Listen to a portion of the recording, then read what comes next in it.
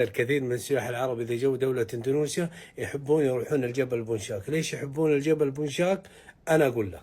أولا، الجو جميل في الجبل بونشاك، الجو بارد وضباب والمطر ما يغيب كثير عن الجبل. ثانيا، الجبل مخدوم سياحيا، كل ما يحتاج السائح موجود فيه.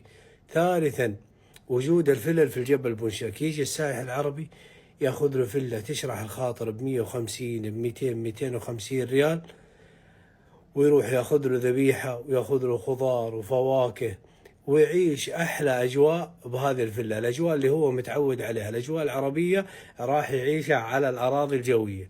رابعا، يجيب له عاملة منزلية تخدمه من الصباح إلى المساء تقريبا ب40 50 60 ريال، تنظف وتغسل وتكنس.